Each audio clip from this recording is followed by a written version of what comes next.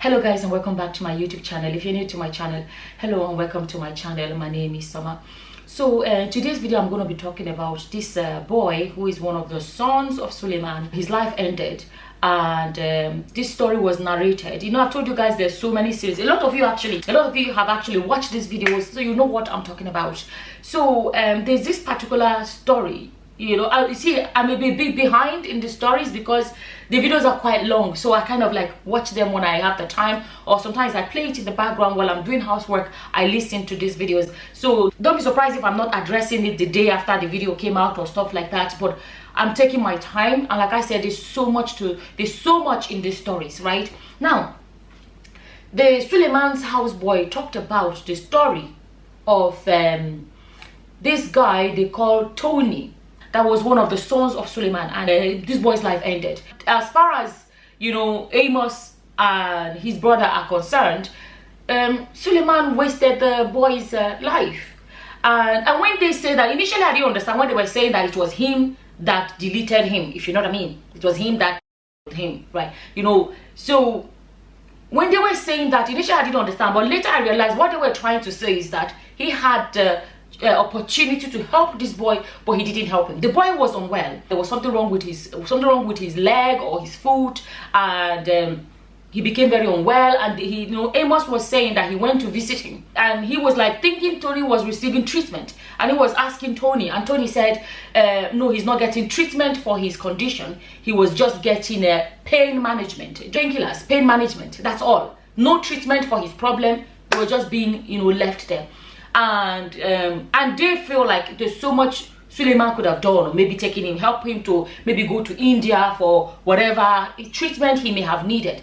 And the fact that, from what Amos was saying, the fact that Sulèman didn't move, they see it as he basically deleted the boy.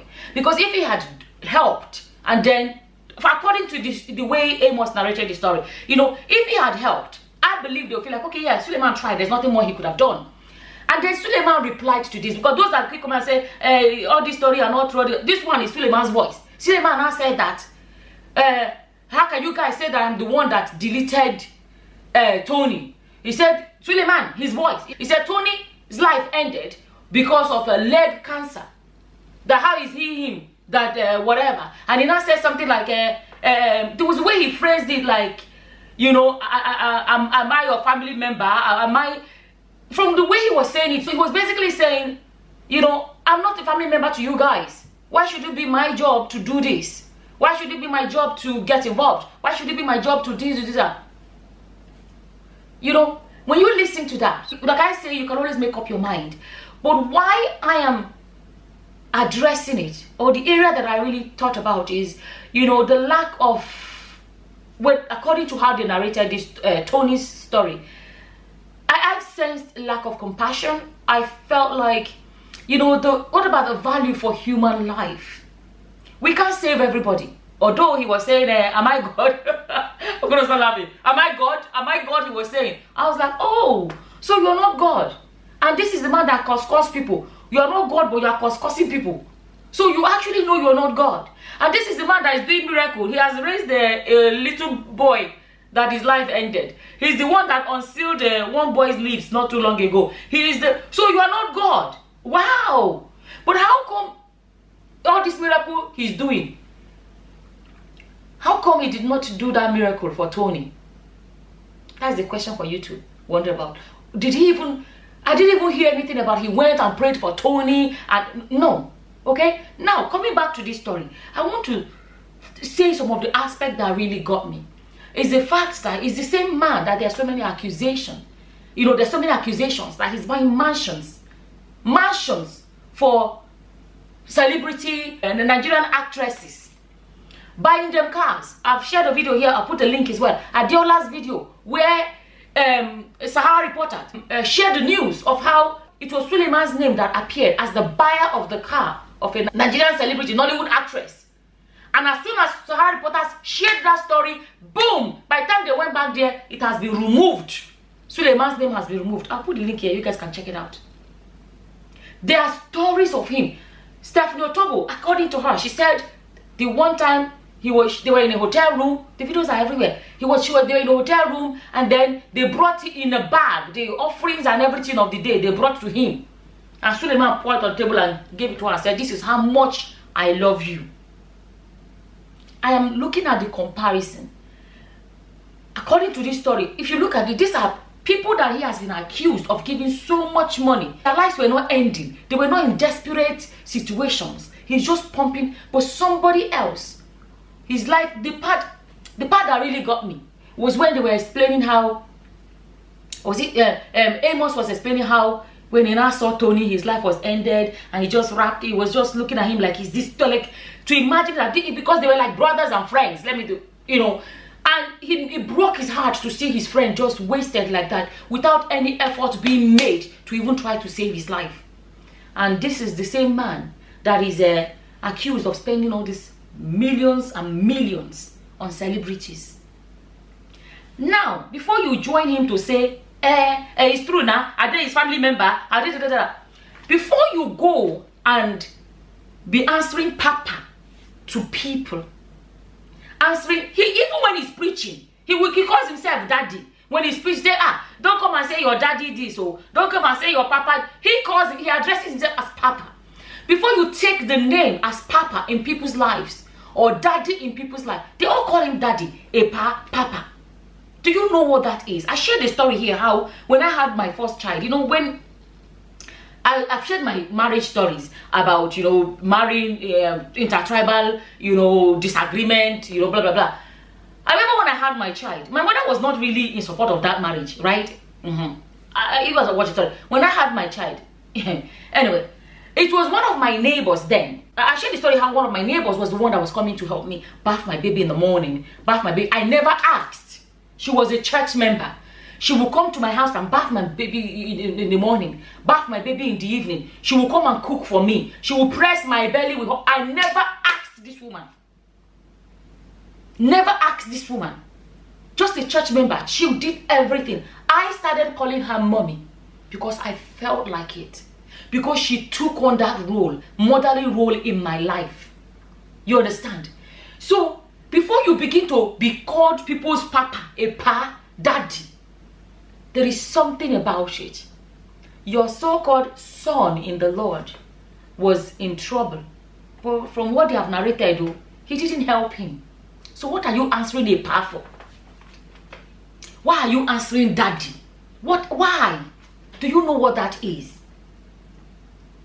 Do you know what that is? Some people be like, some people, let me tell you, as I don't speak about charity work that I do, right? Because I don't do it for people. But I want to give this example. There was somebody once that contacted me. Oh, my child is in hospital. My child is it. Oh, my child is it. The doctor is asking for so and so thousand. I sent this person money, but later on, I began to kind of like doubt some aspect of the story, because as someone that is a nurse, I asked questions like, what did the doctor say is wrong? And what is there? He kept on avoiding that question and saying to me that, I don't know these doctors, I don't know the terminology, they are using big words, blah, blah, blah. But I was so afraid of wasting time, because he said that they need the money, I was afraid of wasting time, because if I waste time and that he loses his child, I'm going to feel bad, because I'm like, I know I can help.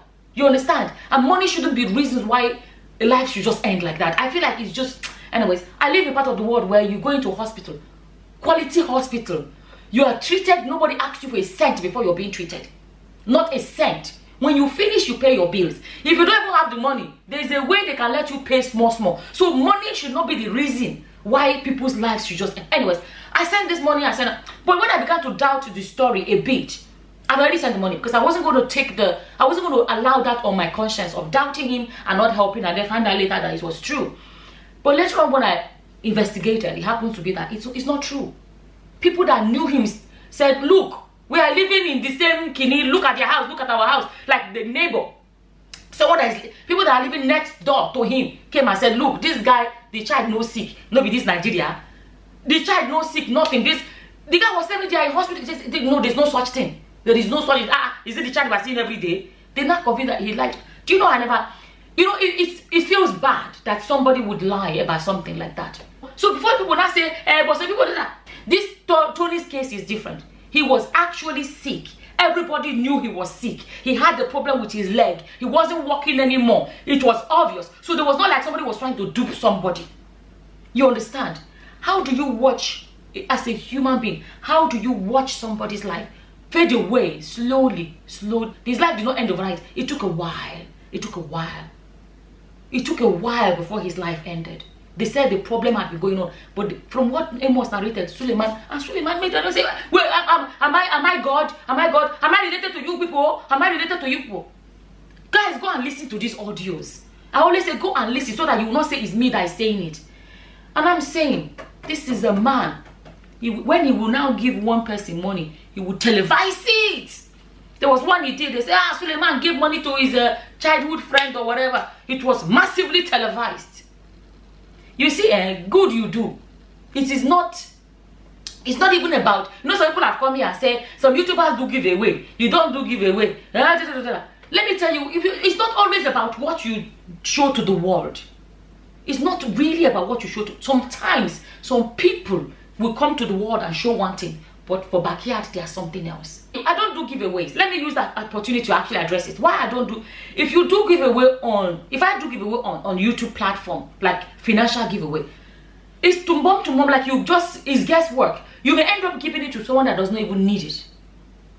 But if I send money or something, if I do it to a community I know in Nigeria, that I know that this community, there's hungry people, and I bless 50 people, I know that I've actually blessed people, for sure. Because I know the condition of the people in that community. That is how I like to do my own stuff. Anyways, I saw that story, and that story of that Tony never left my mind. Because I have seen what this man does in public. How he would do and say, we are doing this for widows, we are doing this for that, or and then you now hear the story of someone that called him Papa, of someone that called you Daddy, of someone that called you a Pa. How? I don't understand. The heart must be made. I don't understand. Some people, so that you wonder, like, you know, that kind of a heart must be made of stone to be able to watch someone, a young man, that called you Daddy, a Pa, Papa. What if that boy was his own biological son? Would his life have just ended like that? But these are people that call you Daddy. And you know why it's even more painful? Because if Sulèman wanted to do it, he could have done it. Oh, I'm bad. The money is there. The money is not an issue. The money is not the problem. At least if you had tried, the boy still died. You say, okay, he sent him to India, but he still died. Or the boy that called you Papa, called you Daddy, was sick. His own family cannot even afford to send him for any help, medical help. And they just left him at home and slowly watch the life of their own flesh and blood end. But a man the man that is being called Papa and Daddy by that same boy, you know. So what is the parism about? What is it about at the end of the day? If you cannot play the fatherly role of being the Pa. Anyways, I saw that story and I said, let me quickly share it with you guys. As always, whatever your opinions are, feel free to leave them in the comment section below. And with that, I'm going to say thank you for watching. Until the next time, guys. Bye-bye. Bye.